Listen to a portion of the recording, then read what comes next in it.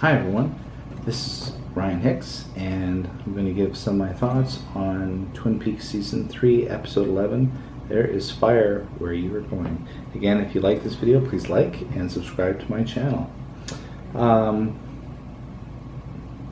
Great episode. Rather than break down everything, kind of what happened, I'll just go through some things I think were of note. Definitely as we get to, near the ending episodes, things are moving faster as far as the plot. More pieces of the puzzle are starting to get together, so we'll just go through some stuff really quick. At the beginning of the episode, we see that Miriam's still alive. I really thought she had died based on the blood that we saw, but at least she survived enough to get to the trailer park. Who knows what happened with that.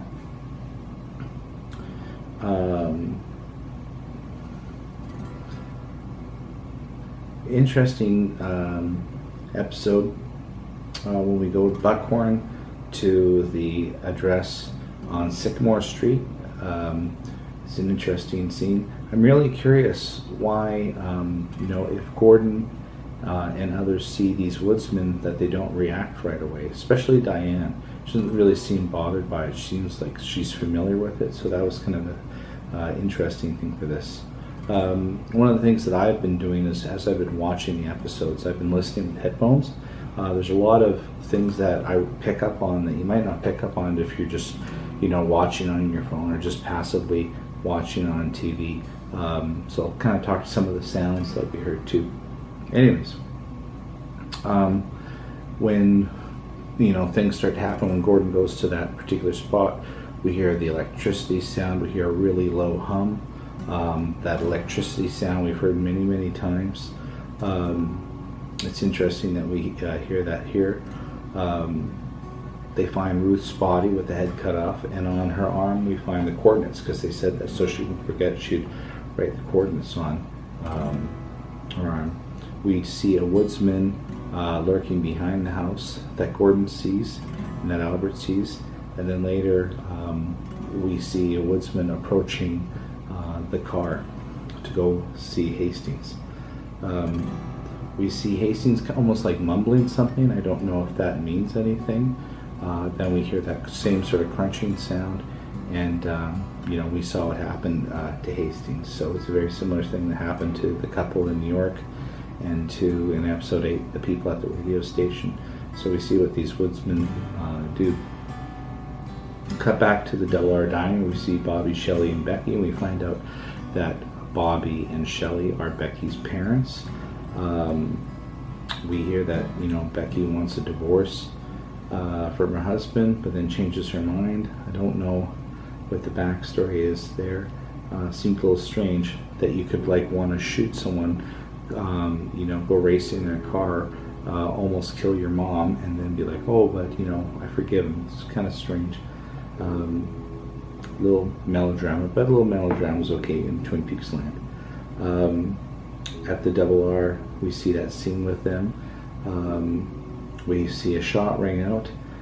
As Bobby approaches the car, we find out that there's a kid that found a gun in the back seat, and Bobby sees that the kid is very much like the dad. And I think that scene serves a purpose, because it's kind of illustrating to the audience how the relationship of the father to the son, and how they're very similar. That could be true with Major Briggs and Bobby. That could also be very true with, say, Evil Coop and Richard, if in fact Evil Cooper is Richard's dad. I think that's showing that there really isn't much difference between the parent and the child. And we also see that obviously with Becky and with Shelley too. There's that strange woman who's honking on the horn, just laying on the horn, and she says, "What are you doing? We're trying to get home. We're already late. We are late for dinner. It's way past 6:30. Her uncle is joining us. She has not seen him in a very long while. We've got miles to go. We have got to go home. She's sick." And at that point, the child is spewing something gross. Whether that links to around the dinner table, the conversation is lively, or it's just some sort of weird Lynch thing that they put in, who knows. We see the next scene with Hawk and Truman at the Twin Peaks police station. We're looking at the map, and Truman, before the map, Truman's talking about the coordinates that were on the little paper that Briggs left. He says, this is where we're headed, but there's no road. The road is gone. And then Hawk says, the information that Major Briggs gave got me thinking. You'll understand when you see my map. This map is very old, but is always current. It is a living thing. This is where Major Briggs' station was. Blue Pine Mountain, a revered sacred site. I think the information is going to take us here. It's a fire symbol. It's a type of fire, like modern day electricity. Is it good? Truman asks. Depends on the intention behind the fire, and that's interesting. Because I guess Cooper also came into the world through that socket too, so maybe that has something to do with it. This is corn. It represents fertility, but it's unnatural. It's disease. It represents death. You put these two symbols together and you get black fire.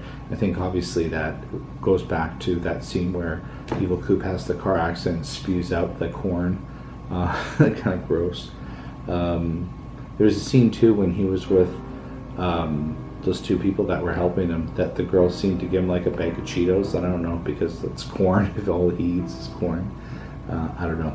Anyways, Cheetos. Cheetos is the answer. Watch for that. So this black fire, whatever that is.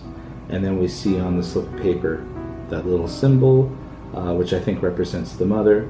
And Truman asks, what does that mean? And Hawk says, Frank, you don't ever want to know about that. And we hear a deep sound. If you listen closely, you hear a deep sound when he says that.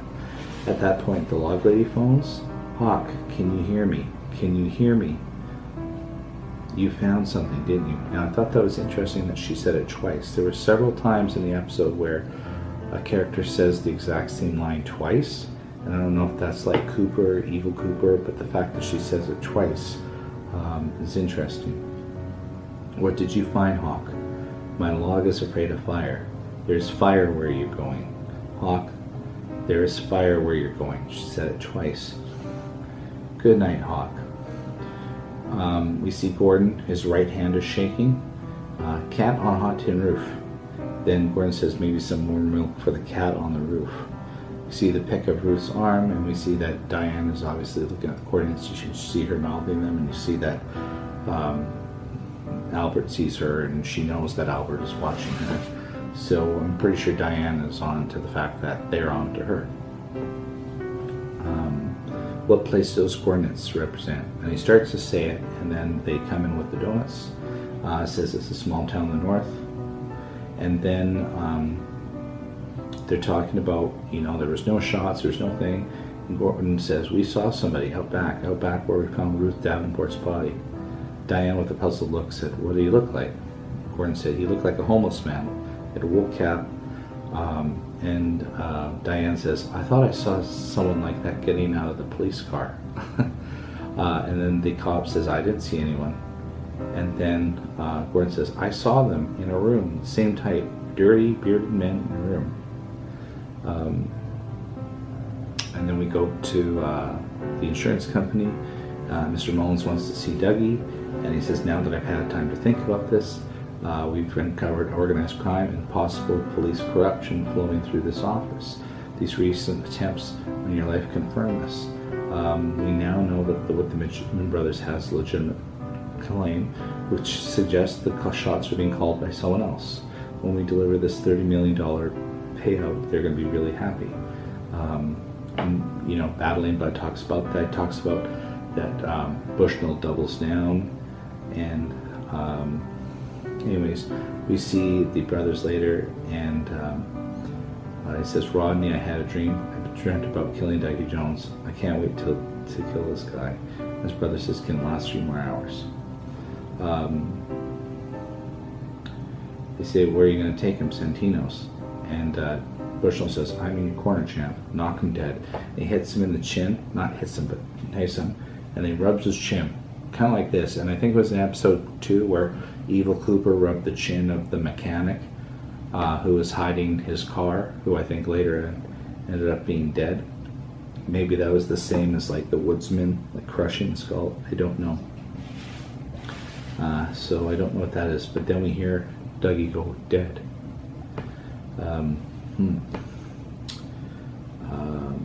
And then the driver of the car recognizes Dougie, says, "Red door." We're out in the desert. I think the driver would know what was going to happen. Then, just as about to happen, the Mitchell brother says, "My dream, in my dream, your cut from Candy was completely healed, but there's more. I can't remember." They meet in the desert. It's the ruins of some kind. I don't know if that represents like the nuclear bomb sort of site or what, but it's the ruins of some place. Hold on a minute. See that box in my dream? Listen to me. Listen to me. He said it twice again. There's something in that box, but if that's something in that box, we can't kill him. If it's the one thing, we can't kill him. Just telling you what was in the dream. And he tells his brother. His brother comes and he says, "Is there cherry pie in that box?" And Dougie says, "Cherry pie." It's kind of a funny scene. Yahoo sort of thing, that kind of overacting. I love this guy. He says about Dougie. And then we get to Santino's, the restaurant, and they start with, "Your kid doesn't have a gym set. Even orphans have gym set. Toast, here's to you, Dougie." And all of a sudden the music slows down. We hear a sad song. Now that song I listened to when I was watching it the first time around. I saw in the credits they have that classical music piece credited that they used in episode 8, the song from Hiroshima, whatever that is, and I thought it was maybe like a piano version of it, but it's not. What that song is the song that Angelo Badalamenti wrote, slowed down. He's playing it fast at the beginning, but he slows it down, and that's what we hear. It's the exact same song, it's just slowed down. Kind of like in the episode where Evil Coop is shot and the woodsman coming out of the woods, that's Moonlight Sonata slowed down quite a bit. It's played slow. The old lady comes out and says, "Mr. Jackpots, he saved my life. Thank you once again. I've got my life back. Candy, where have you been?" And then Candy, has to snap at her, and she says, "There's so much traffic on the strip. It was incredible. It's like there were cars everywhere." My thought is that, Candy has something similar to her, almost like Dougie does, kind of the slowness, almost like she's coming out of something. And I remember earlier in one of the early episodes about Laura Palmer saying that, she's dead, but she's born again or something like that. I'm wondering if there's a Candy connection to Laura. Now just hear me out. Kind of in the same way that Dougie is Cooper and stuff like that. I wonder if there's a connection with Laura and Candy, making a prediction that there's something to do with Candy and Laura, that maybe that Laura has come back through Candy, and maybe that Candy started her life, out of nowhere, that she was manufactured, kind of in the same way that Dougie was. That's just a prediction I have. I could be totally wrong, and I'm probably totally wrong, but I'm seeing kind of a parallel between Dougie and Candy, and then maybe that's Cooper, and maybe that's Laura, so who knows. Here's that pie that saved your life, and our money. Another piece for our friend, and he says, "Friend." And that's the episode. Great episode. It's making me a little sad because now we're getting closer to the conclusion. It's very exciting, but there's only so much left that's going to be. So anyways, this is some of my thoughts.